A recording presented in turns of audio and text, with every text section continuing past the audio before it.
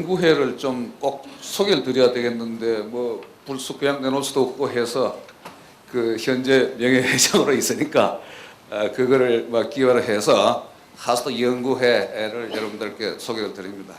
한 20여 년 이상의 그 연구회 기록이 있고요.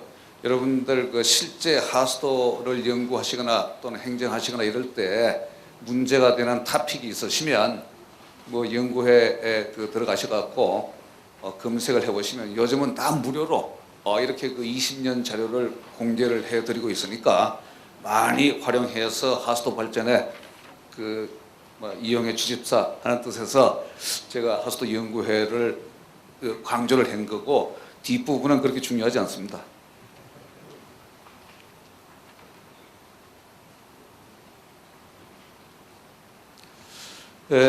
제가 남양주시 하수도 문제로 이제 이 자리에 섰습니다만은 그 남양주시의 그 하수도에 대한 열의라 할까요? 뭐 앞서 시장님도 열 아픔도 얘기했습니다만은 그런 내용을 이렇게 생각을 해보면 하여튼 일본의 그 기후시가 생각이 많이 났습니다. 그래서 일본의 그 하수도를 선도하는 기후 지방 도시입니다. 그런데 거기에 그 하수도 프라이드가 굉장히 세고요.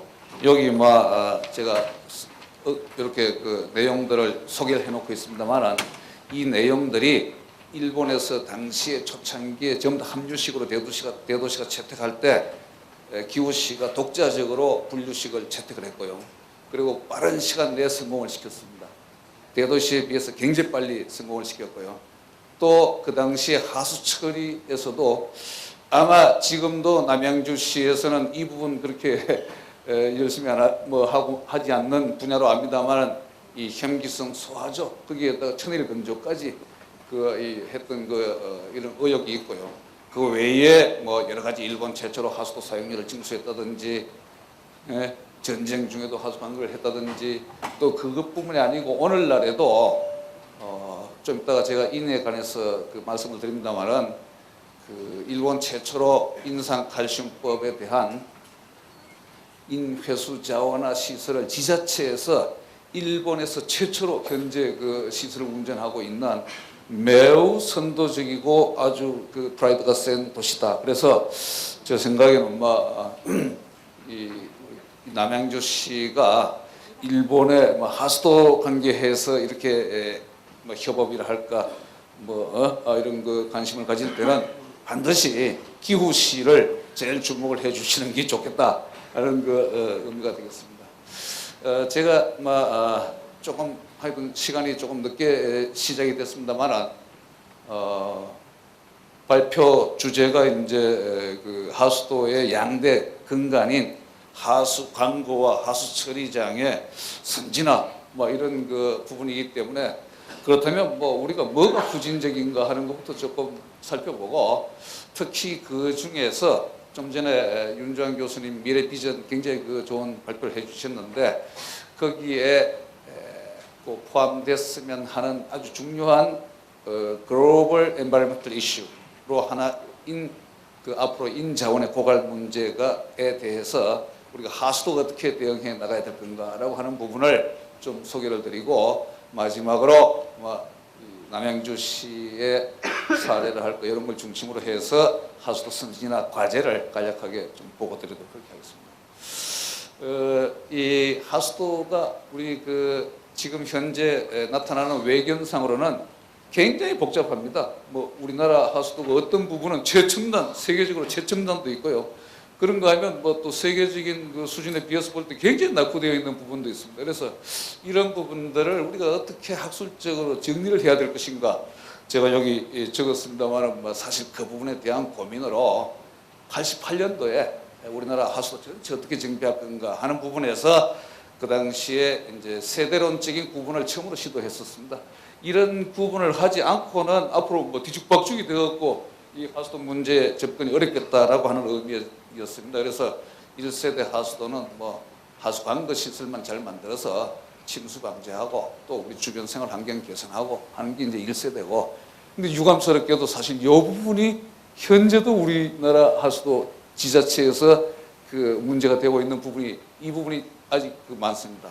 그럼 2세대는 이제 지금 우리가 막 열심히 했던 공공수익의 수질 보전인데 요건 뭐 하수처리 시설 처리장 다 찾는데 이거는 뭐 세계적으로 우리나라가 빠른 속도로 거쳐갔고 지금 뭐 성공을 많이 거두었고 남은 문제는 이제 초기 호수 처리 시설 정도가 되겠습니다. 이제 3세대 하수도는 이 하수도를 그냥 단순하게 뭐 하수구 수준이 아니고 노다지 자원, 노다지에 대한 시각으로 봐야 된다라고 하는 부분입니다. 그래서 폐 자원을 우리가 해소하고 자원화하고 해서 하려면 결국은 뭐 물을 수자원화 하려면 고도 처리 개념이 들어가야 될 것이고 슬러지도 슬러지 자원화가 돼야 된다 이런 얘기가 되겠습니다. 그래서 이제 4세대는 요건 이제 제가 2000년도에 확장한 막 개념이 되겠습니다만은 하수도가 막 이 하수도 기능뿐만이 아니고 휴식 공간, 관로 통신도 쓰고 치수 사업, 대심도 뭐 이런 종합적인 치수 방제 기능까지 같이 우리가 이렇게 들어가야 되는 그를 구분을 하자 이런 말씀입니다.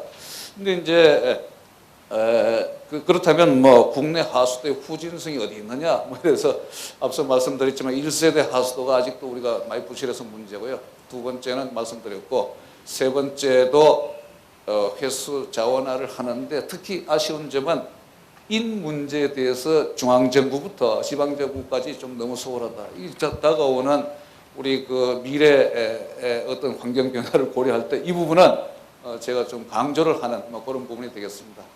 4세대 하수도 부분에 대해서는 제가 오늘은 그렇게 강조를 하지 않겠습니다.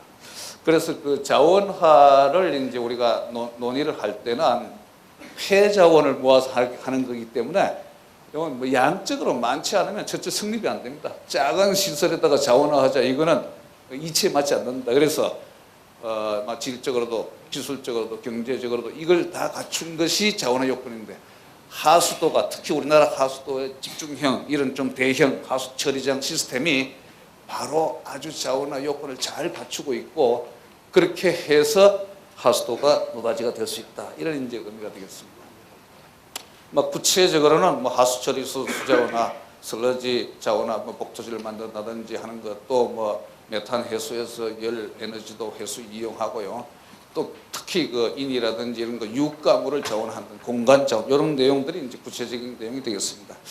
제가 여기서 하수 슬러지 자원화 중에서 형기성 소화조 대형화 그 안을 말씀을 드리는데 제가 조사한 바로는 남양주시에서는 뭐 수출이 잘하시는데 이 슬러지 자원화에 대한 뭐랄까 집중적인 추진이랄까 이런 건 좀 없지 않았나 하는 생각이 듭니다. 제일 중요하게 생각되는 것이 슬러지를 모두 모으고 뭐 슬러지뿐만이 아니라 다른 것도 이제 분뇨라든지 은폐액이라든지 석유, 축분 이런 것까지 다 모아서 대형 형기성 소화조를 운영을 하고 거기서 메탄 우리 회수 이용해서 전력에도 생산하고 그때 대량의 고농도의 인이 방출돼서 나오는데 이 부분이 고농도로 나올 때 인회수의 경제성이 있다는 겁니다. 그래서 그리고 나서 이제 그 케이크는 뭐 탈수해가지고 뭐 또 복토제로 만든다든지 여러 가지 이제 자원화 쪽으로 가는 방법을 제가 좀 소개를 드리는 게 되겠습니다. 이제 이 하수도 시설을 전체적으로 막 이런 자원화 개념을 갖고 접근을 한다면 우리가 시스템적으로 요걸 이제 그 접근을 해야 되지 않느냐 하는 의미가 되겠습니다. 그래서 배수 설비 정비 잘 하셔야 될 거고요. 하수관 그 특히 뭐 최소 유수 확보에 아마 잘 하실 걸로 생각이 듭니다. 그래서 앞으로 디스포저가 이용이 된다든지 뭐 하수열을 이용한 그 열 지역 냉난방이라든지 말이죠. 여러 가지 이제 그 자원화 방법이 되겠습니다. 여기서는 구체적으로 우리가 자원화를 시스템적으로 한번 시범 정비하려면 어떤 다시 말하면 처리장에서 해야 될 부분, 관거에서 해야 될 부분, 그 택지 내에서 우리가 해야 될 부분 이런 것들을 정리를 자세하게 해놨기 때문에 시간상 제가 제약을 받아서 자세한 내용은 말씀 못 드리고 자료를 한번 이렇게 주의해서 좀 봐주시면 고맙겠습니다. 제가 여기서 이제 자원화 중에서도 인회수 자원화를 좀 이제 보완하는 뜻에서 좀 자세히 그 말씀을 드리는데요. 우선 그 인은 우리가 상반된 시각으로 보고 있다는 겁니다. 대개 이제 부영양화의 원인 물질이다. 그래서 요거 아주 고약하다. 그래갖고 돈을 들이더라도 말이죠. 총량 관리 이런 걸 통해 규제를 아주 강하게 해서 우리가 많은 돈을 들인다. 총인 처리 시설 많은 돈을 들여갖고 하여튼 그 제거해야 될 물질로 우리 뭐 대부분이 보고 있습니다. 그런데 우리 하폐수 처리 분야 이외에 지구 환경적인 측면에서는요. 앞으로 농업 생산성이 특히 그 인비료의 그 문제가 굉장히 심각해진다. 그 인광석이 고갈된다. 그래서 이미 말이죠. 국제적으로는 가격 폭등이 한 번 있었습니다. 대단히 그 가격이 올라갔고요. 아마 여러분들 그 농업에 계시는 분은 그 농업 비료가 값이 상승이 돼가지고 그게 상당히 뭐 문제로 지금 아마 되고 있습니다. 그런데 중요한 거는요. 앞으로 그 경량은 계속 더 올라가면 같지 뭐 수그러들 그 기회는 별로 없다고 이렇게 보고 있습니다. 이 인이 우리가 그 심각하게 좀 생각해 봐야 될 문제는 요거는 그 원소 자원이라고 하는 겁니다. 그러니까 우리 사람이 뭐 대체할 수 있는 그런 그 기술이 없습니다. 그래서 뭐 다른 거 에너지라든지 뭐 이런 거는 뭐 다른 대체 에너지로 뭐 들어가서 우리가 대응할 수 있는 여유가 있는데 만약에 인이 뭐 부족하다 이러면 뭐 인이 사람이 뭐 만들어낼 재간이 없다는 겁니다. 그런데도 불구하고 인은 앞으로 뭐 식량 생산의 한 90% 정도 쓰고요. 그런데도 이제 계속 증가해 갈 것이다 이렇게 보고 있습니다. 그런데도 이제 세계적인 차원에서 봤을 때는 인광석 생산하는 나라가 몇 개국에 그 한정돼 있고 우리나라는 뭐 인광석 생산이 거의 안 된다 이렇게 보면 되겠습니다. 중국이 좀 많고요. 그래서 인 부족에 대비한 지구 차원적인 이 대응을 지금 심각하게 그 대응을 하고 있고 하수도가 왜 여기에 이렇게 적극적인 관심을 가지느냐라고 하는 부분이 이제 좀 이따가 이제 또 논의가 되겠습니다만 인광석이 앞으로 50년 내지 100년 후에는 쓸만한 거는 고갈된다 이렇게 이제 그 뭐 과학자들은 다 보고 있습니다. 그리고 현재 인광석의 인 함유량 P2O5로 지금 이것도 해마다 10년에 1%씩 이게 이제 점점 줄어갑니다. 지금 한 뭐 13% 정도 90년 지금은 한 12% 정도요. 이런 식으로 가면 나머지는 전부 불순물이고 이거 정리하는데 굉장한 그 비용이 들어가고 환경 문제가 돼도 됩니다. 뭐 요거는 이제 전 세계적인 그 인광석 분포를 그림으로 표시한 건데 중국이 제일 많고요. 뭐 우리나라는 여기에 포함되어 있지 않습니다. 전량 수입을 하는 나라에 해당이 된다 이런 것입니다. 인을 우리가 한 뭐 85% 이상이 사실 비료에 쓰고 있고요. 농협에서 나머지 이제 뭐 세제라든지 식량이라든지 의약품이라든지 이런데 산업에서 인을 또 잘 쓰고 있습니다. 그런데 이제 전에 말이죠. 요거 한 200년 자료의 이제 그 데이터인데 전에 1800년도에서 2000년도까지가 되겠습니다만은 200년도에 초창기에는 인 비료가 소위 화학 비료가 없고 뭐 두엄이라든지 이런 이제 이 자연 이 퇴비 비료로 이제 공급을 하는 걸 우리가 갖고 이제 그 후에 새똥을 비료를 찾아냈습니다. 그래서 뭐 그런 거 쓰면 앞으로 한 인구 한 30억 정도는 먹여 살릴 수 있겠구나 이렇게 이제 예상을 했었는데 실질적으로는 이제 뭐 60억이 돼도 식량이 남았습니다. 남은 이유가 바로 이렇게 이 인광석에서 화학 비료를 많이 생산을 해서 우리가 그 가능을 했었는데 요게 빠른 속도로 이렇게 이제 줄어든다 이런 의미가 되겠습니다. 요거는 이제 그 인광석의 원석 가격의 동향이었습니다만 대개 40~50불로 톤당 오다가 2007, 8년 이 무렵에 말이죠 한 600불까지 팍 뜁니다. 그러다가 경기 침체가 좀 많이 떨어졌는데 그래도 옛날에 비해서 2배 정도의 가격이 되고요. 요거는 이제 앞으로 점점 이런 패턴으로 점점 완만하게 증가해 간다. 이렇게 이제 보는 것이 합리적인 판단이 되겠습니다. 그래서 그렇다면 우리가 인이 그렇게 부족한데 하수도에서 이 부분을 어떻게 대응해야 되느냐라고 하는 부분인데요. 지구상에 고갈되는 인을 보완할 수 있는 유일한 방법이 합폐수 처리장에서 인을 회수 자원화할 수 있는 이용 방안이 유일하다. 정책적으로 우리가 이런 의미가 되겠습니다. 그래서 뭐 하루 한 사람당 한 1g 정도는 회수 가능할 수 있고요.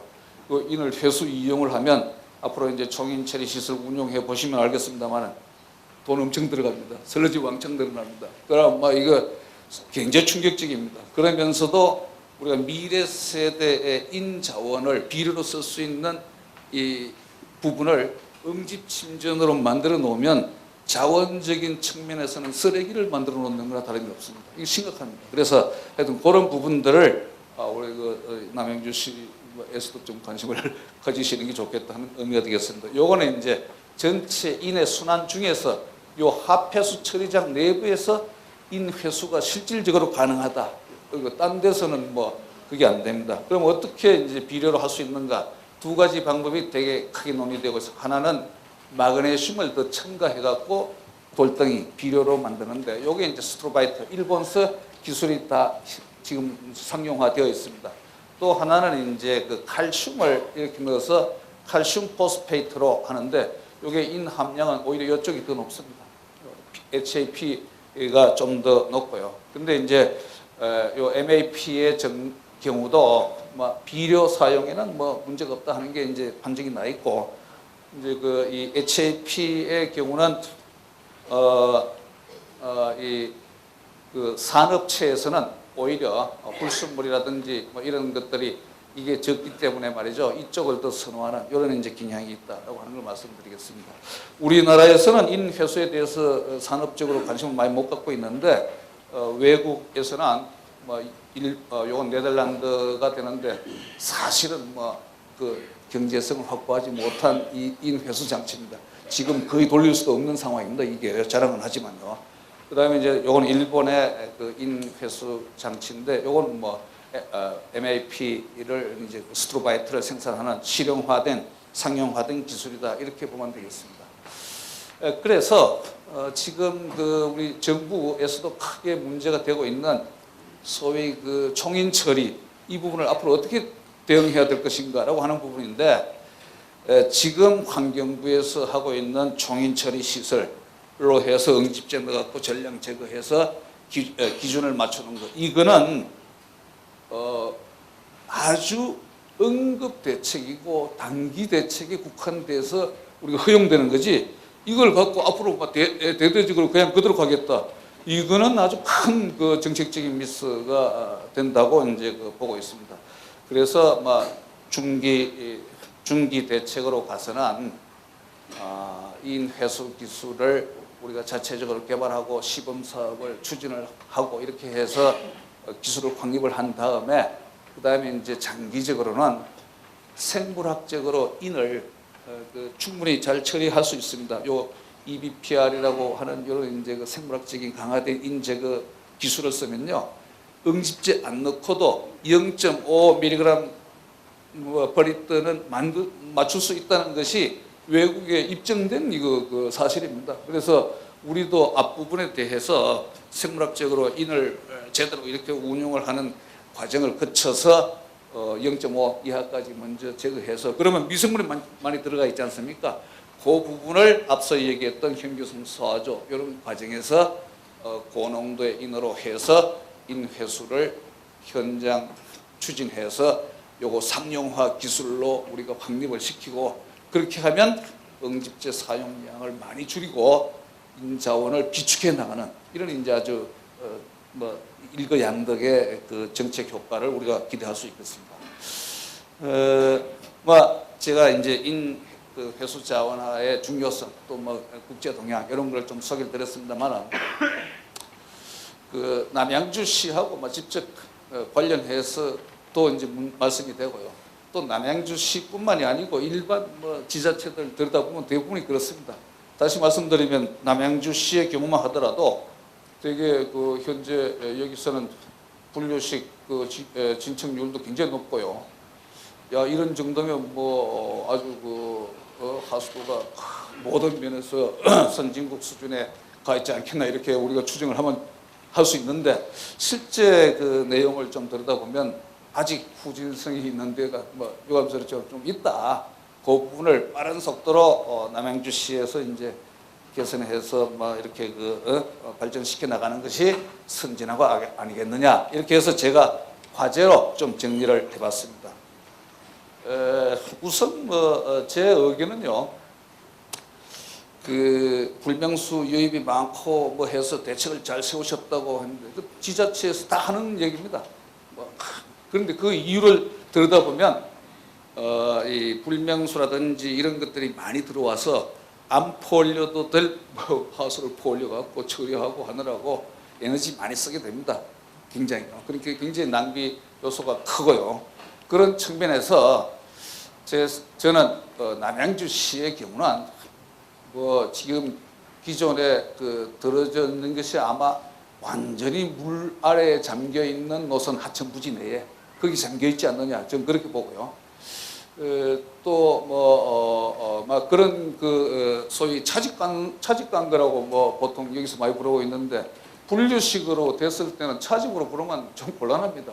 이건 이제는 차집이 아니고 간성관거를 그 안에다 두지 말고 바깥으로 완전히 이 제대로 이설을 해서 비가 올 때 맨홀 뚜껑을 열고 관리를 할 수 있어야죠. 하천 내에 묻어놓은 어떻게 비가 이렇게 물이 찼는데 그 맨홀 뚜껑 열고 어떻게 그 관리를 합니까? 그래서 이런 단편적인 이런 대응 갖고는 남양주시 앞으로 100년 하청이다, 저는 그렇게 봅니다. 그래서 하여튼 좀 각오를 단단히 하셔갖고 이 소위 간성강거, 이거는 제내지에 있는 도로나 안 그러면 농로 이런 걸 활용을 해서 완전히 새로 옮기는 것이 그게 이제 제가 오늘 와서 이어드리는 아주 중요한 포인트 한 말씀입니다. 혹시 이 부분에 대한 사례가 있느냐 이렇게 된다면요, 경북 문경에 가면 이제 마성 하수처리장이라고 하는 부분이 있는데 거기는 완전히 이런 쪽으로 정리가 되어 있습니다. 그리고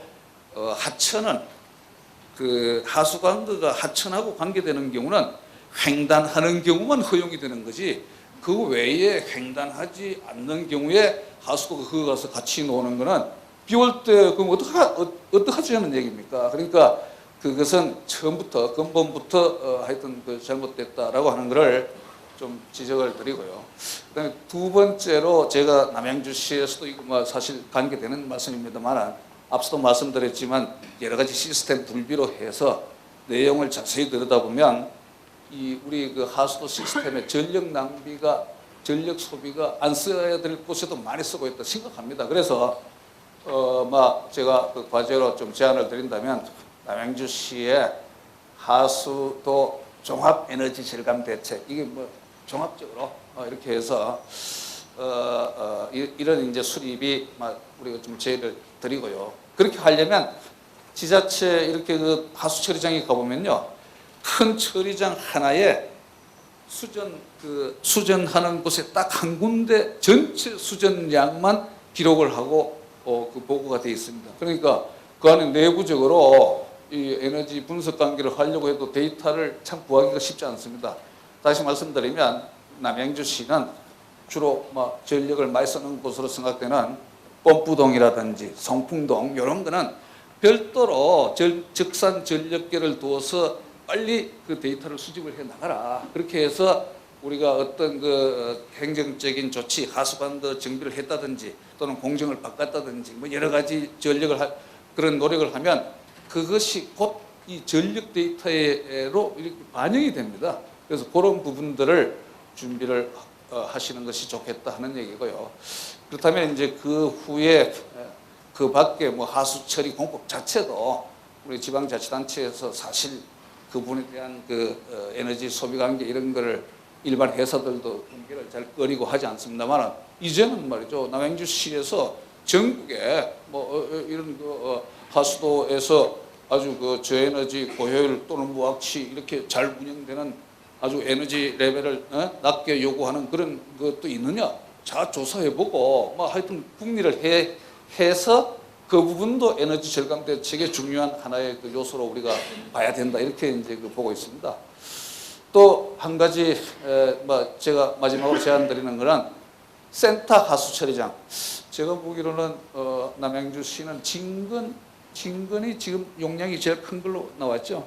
하도가 아닌 것 같았습니다. 그래서 진건 그 하수 처리장 부지를 우리가 중심으로 경기성 소화조를 대용량으로 막 이렇게 해서 추진 중에 있으신지 그건 제가 모르겠습니다. 뭐 하여튼 연구를 하시는 걸로 제가 그 기록에 본 것 같는데요. 그렇게 해서 에너지 회수 수급률을 높이고 특히 하수 처리장에서는 앞서 말씀드린 우리가 인에 대한 그 응집제 사용량을 줄이기 위해서는 생물학적인 인체그 보도 처리 공정 요거 이제 제대로 돌리고 현기성 소화조 공정 이거 제대로 또 이렇게 운영을 해서 슬라지는 따로 모아와서 여기서 앞서 말씀드린 자원화 조치를 하고 특히 이는 거기서 회수하는 이런 그 종합적인 그 방안으로 아마 한다면 앞으로 이 총인 처리 시설 운영에서 봉착되는 여러 가지 심각한 그 문제들을 남양주시는 상당히 선도적으로 지혜롭게 이렇게 이제 해결해 나가지 않겠느냐 하는 희망을 가지고 제가 소개를 드렸습니다. 마지막으로 말이죠. 아까 전에 기우시 그 얘기를 드렸는데 기우시가 1925년 무렵에 이제 그 하수도를 대대적으로 도입합니다.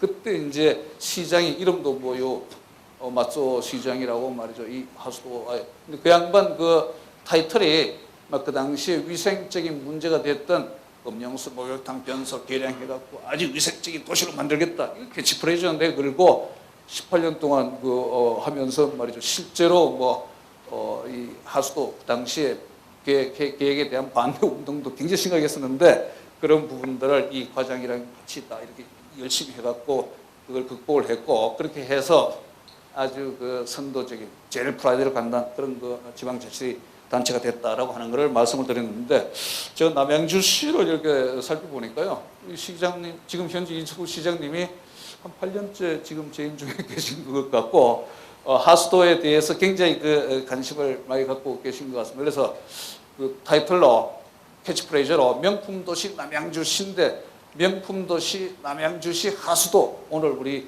이 하수도가 미래다 이 포럼에서 그걸 더 새롭고 더 힘차게 앞으로 가지 않겠느냐 이런 그 제가 희망적인 그 말씀을 전해드리고 특히 앞서도 말씀드렸지만 이 남양주시 하수도 공무원의 업무 추진 역동성 이거 제가 일부러 적었는데요. 뭐 제가 여기 큰 적은 없습니다. 그런데 그 하수도 정비 기본 계획이라든지 이런 문제로 전문가를 학교까지 직접 찾아와서 이렇게 시에서 협의하는 곳은 그전에 남양주시 외에는 제가 본 적이 없습니다. 그래서 관심을 많이 갖고 있었는데 오늘 제가 불러주셔서 이거 와서 제 의견을 발표드릴 기회까지 주셔서 감사드립니다만은 앞으로 이제 고품질 하수도 서비스가 되겠죠.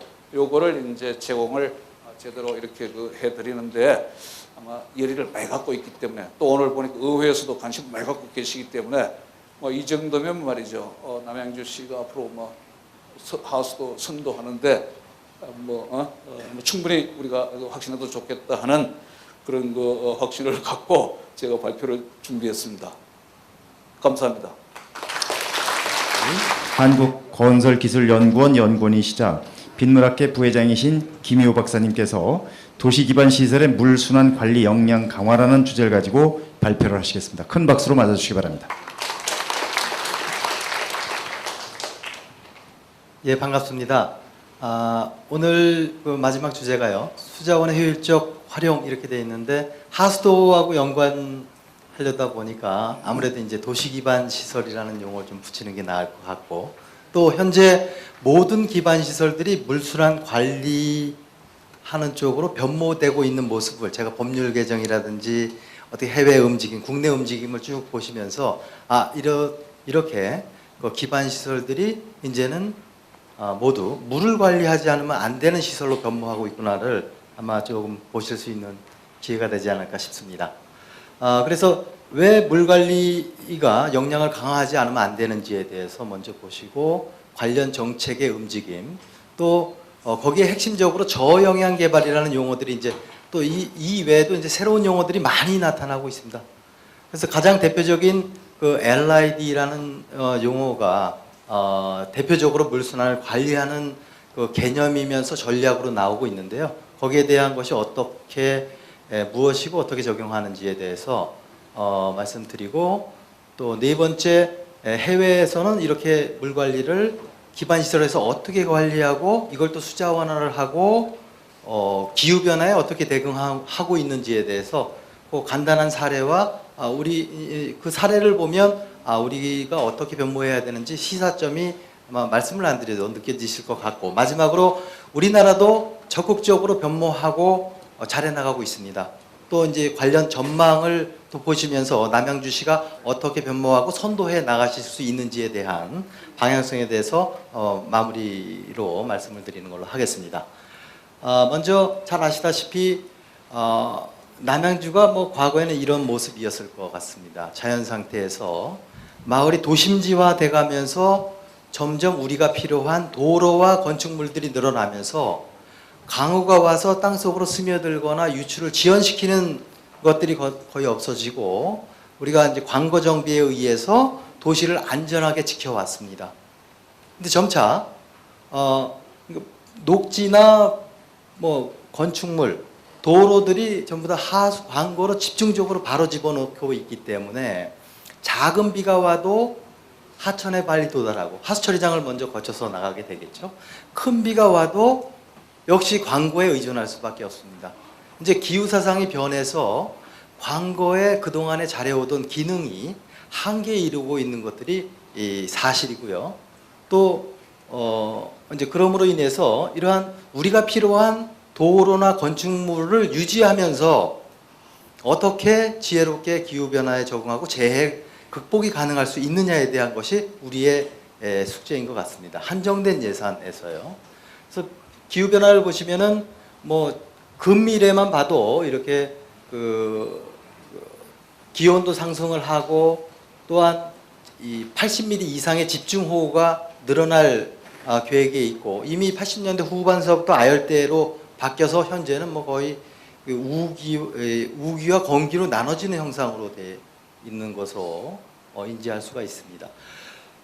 이러한 기후변화 속에서 도시화는 계속 가속되고 있기 때문에 다양한 우리가 도시 문제를 갖고 있고요. 이것은 곧 에너지 문제로 되어 있고, 또 한정된 예산으로 지속 가능한 도시를 운영하기 위해서는 기후변화에 적응할 수 있는 우리의 지혜가 필요하고, 또 재해 강건할 수 있는 물관리 전략이 반드시 필요하다.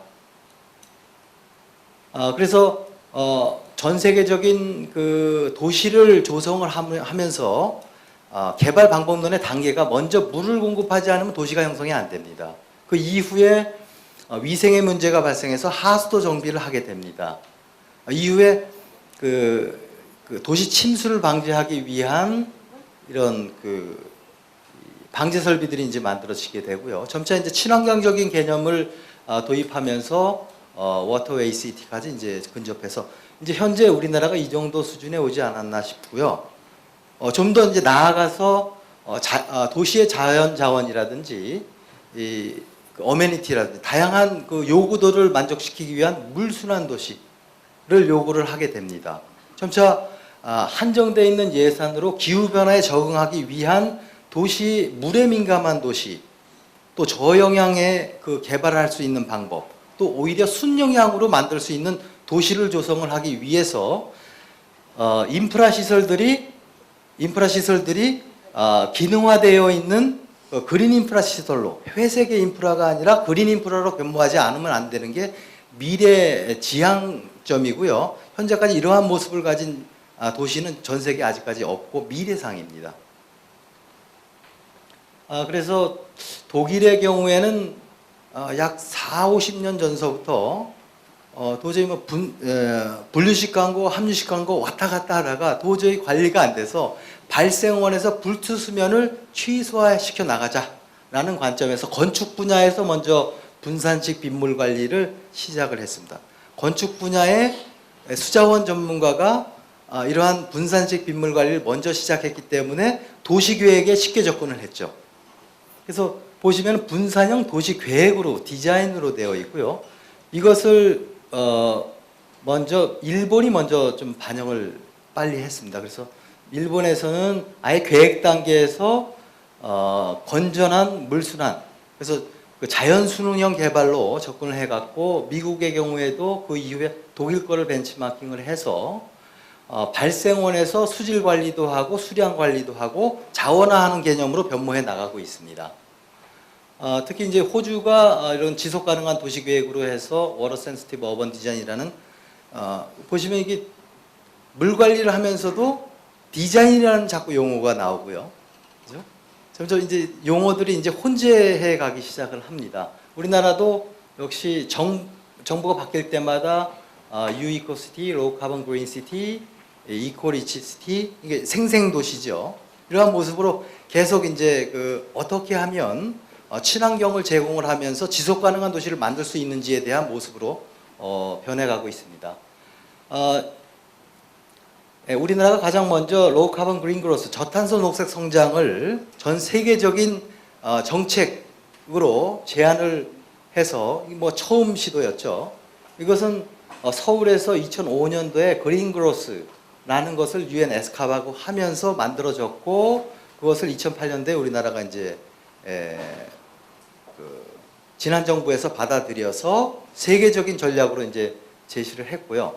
지금 정부에서, 박근혜 정부에서는 뭐 창조 경제와 국민 안전을 위해서 이러한 재해재난, 또 거기 안에 이제 하수도 확충과 저류 시설 설치, 또 기후 변화에 대응할 수 있는 물순환 체계 구축과 저영한 개발을 적용하겠다라는 전략과 국정 과제로 채택이 돼 있습니다. 이 정도로 정부 차원에서도 어떻게 하면 한정된 예산으로 기후 변화에 적응하고 국민들한테 안전한 공간을 제공할 수 있는지에 대한 과제로서 이렇게 반영을 해 나가고 있고요. 그동안에 우리나라가 경제 발전을 하기 위해서 물을 어떻게 관리해야 하는지 잠시 살펴보면요. 80년대까지 수자원을 안정적으로 확보했기 때문에 경제 성장을 이루었고, 이후에 수질 사건으로 인해서 수질 오염 사건을 이루면서 2000년도서부터 개발과 환경의 조화를 이루어야 되겠다라고 해서 기본법과 개별 법률들에 점차 재해에 관련된, 또 수질의 관리, 또 점차 토지 이용 계획과도 관련되어 있는 물 관리로 변모해 나가고 있습니다. 짧게 보시면은 뭐 자연재해 대책법에 우수 유출 저감이라는 그 법률이 2004년도에 들어왔고요. 이 앞서서 수도법에 급하게 환경 월드컵을 하기 위해서 2001년도에 한일 월드컵 전에 수도법 내 빗물 이용을 급하게 넣어서 나중에는 이제 물재 이용 촉진법으로 이제 이동을 해서 중수도와 하수 처리수, 합해수 처리수 재이용과 합쳐서 물재 이용 촉진법으로 이제 뒤에 재정립이 됐고요. 또한 이제 수질 관리를 하기 위한 수질 수생태 보전법, 또 국토해양부에서는 이런 신도시 계획에 이러한 그 투수성 포장이라든지 빗물 관리, 중수도 물재 이용 부분을 반영을 해 나가도록 되어 있고, 특히 2010년도에 저탄소 녹색 성장 기본법에 의해서 재해 분야와 물 관리 분야들을 이렇게 할 수 있도록 기본법이 만들어졌다는 게 상당히 큰 의미가 있겠고요. 이후에 물재 이용 촉진법이 말씀드린 바와 같이 이렇게 세 개의 항목이 합쳐져서 우리나라의 물재 이용 산업을 이제 선도하는 법률이 이제 만들어지게 되었습니다. 또한 건축 분야마저도 이러한 그 친환경 건축물 인증제가 뒤에서는 이제 녹색 건축물 인증제로 변모해 나가는데요. 친환경 건축물 인증제에서도 물을 관리하도록 항목이 그 수자원 항목이 이제 들어가 있고요. 또 친수구역 환원에 관한 특별법이 4대강 사업 이후에 하천 인근에 있는 도시를 조성을 하면서 수질의 영향과 홍수의 영향을 최소화해서 개발하도록 이렇게 친수구역 활용법 내에 아예 토지 이용 계획 단계에서 저영한 개발 기법을 적용을 하고 물순환 계획을 조성하지 않으면 지구 단위 계획에 반영이 안 되는, 그래서 이제 이런 계획 단계에서부터 물 관리가 반영되는 상태로 변모해 나가고 있습니다. 최근에는 하수도법에 우리 하수 관거의 기능이 이 한계에 이르렀기 때문에 발생원에서 관리하는 차원에서 하수도 저류 사업이 법률화가 이제 제정되었고, 이제 시범 사업들이 이제 현재 추진이 되고 있습니다. 또 도시 공원 부분에서도 소공원과 어린이 공원을 대상으로 한 저류 시설을 설치할 수 있도록 법률 개정을 이루었고요. 최근에는 건축물에서도 친환경 건축물이 아니라 아예 녹색 건축물 조성을 확대시키겠다고 해서 지원법으로 해서 이렇게 변했고, 또 이건 지난 이번 달이죠. 이번 달에 이제 도시군 계획 시설에 결정과 구조 설치 기준을 만들 때 여기 규칙에 8-3을 신설을 했습니다.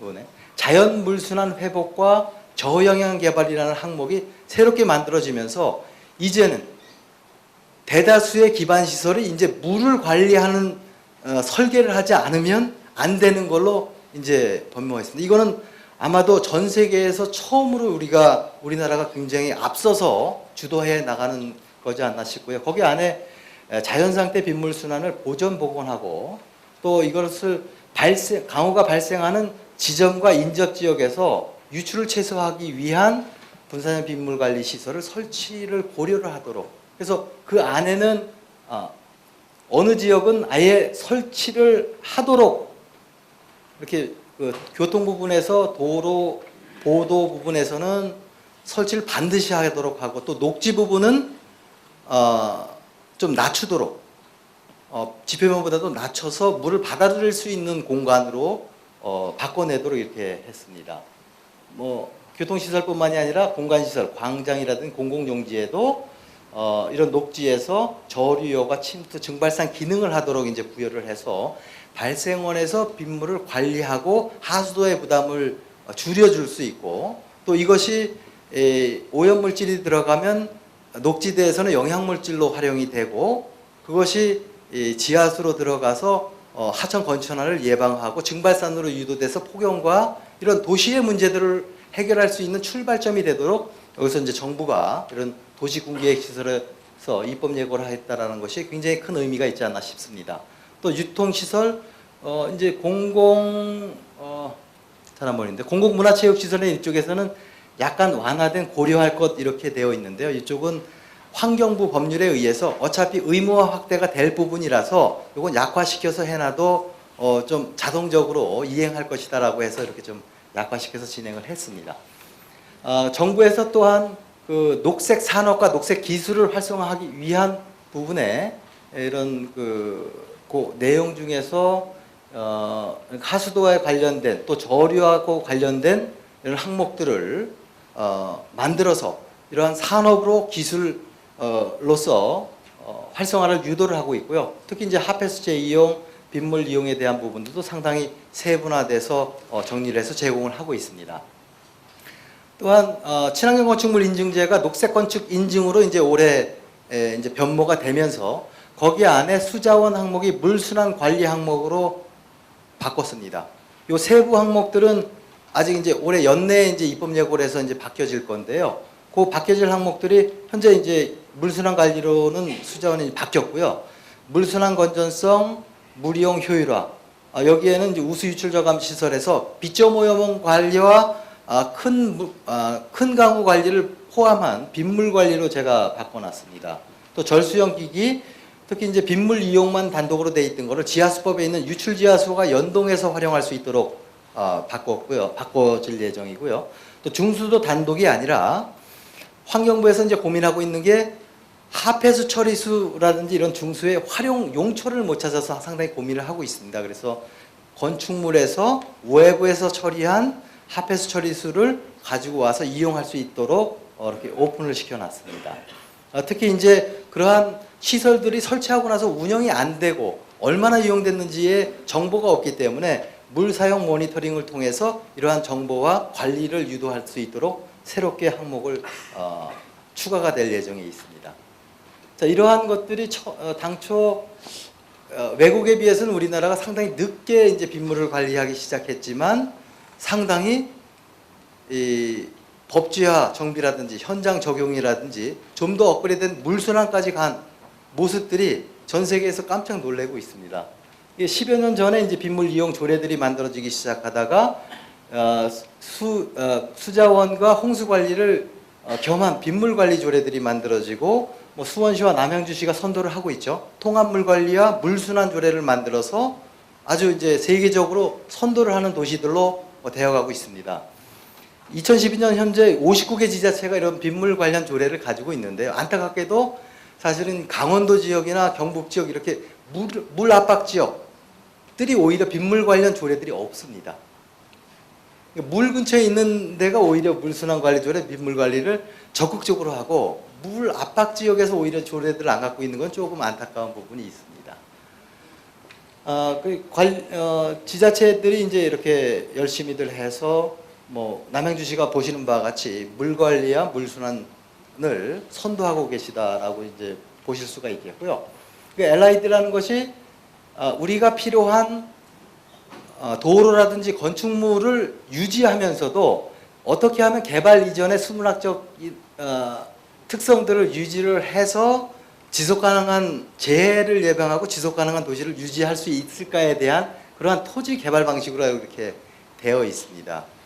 친수구역 조성 지침에는 하천의 인근이기 때문에 작은 비 관리하는 수질오염 저감과 큰 비 관리하는 홍수를 저감하기 위해서 그 발생원에서 빗물을 저류하고 침투시키고 물순환 체계를 건전화하게끔 도시계획 단계에서부터 반영을 하라라는 개념으로 이렇게 유도가 되어 있습니다. 용어가. 그래서 현재는 모든 녹지나 불투수면이 어떻게 하면 빨리 빗물바지로 해서 광거에 접속을 해서 빨리 내보낼까로 이제 되어 있죠. 그래서 하천은 홍수위까지 올라오게 되면 빗물 펌프장을 중단시킵니다. 이게 그 홍수 관리 방법이라서 결국엔 가끔은 빗물 펌프장마저도 침수되는 경우들이 있고 그것이 이제 범람보다는 오히려 이제 재산상의 피해, 인명상의 피해를 최소화하기 위한 홍수 관리 방식입니다. 그래서 이렇게 발생원에서 지연하고 분산시키고 저류 침식시키자는 것이 이거를 하면 하수도 사업이 없어지느냐 그것이 아니라 이러한 소프트한 엔지니어링과 하드 엔지니어링이 협력을 해야지만이 한정된 예산에서 지속 가능한 도시를 극복해 나갈 수 있다. 그래서 어떻게 하면 이 두 분야가 지혜롭게 협력할 수 있느냐라가 이제 우리들의 관건이고 숙제이지 않겠나 싶습니다. 그래서 발생원에서 녹지도 마찬가지고 도로, 건축물들이 다 기능화로 변모를 해야 되고 이러한 시설들은 각 분산돼서 설치하는 것이 가장 저비용으로 되는데 역시 운영 부분에도 문제가 될 수 있고 작은 규모이기 때문에 그렇게 큰 성능이 아닐 수도 있습니다. 그렇지만 이러한 성능들을 연결을 시켜 놓으면 보다 동일한 시설인데도 불구하고 성능이 향상이 돼 가고요. 작은 규모의 시설들을 운영하는 거는 작은 시설을 웬만하면 스스로 기능을 하도록 하는 시설들을 설치를 하고 일정 규모 이상에 대해서는 통합 관리하는 방법을 이제 적용하는 것이 바람직하겠다라는 생각이 듭니다. 그래서 뭐 미국에서도 그렇고 독일에서도 그렇고 이런 것들은 도시계획에 반영하는 것이 가장 저비용으로 효율을 극대화할 수 있다.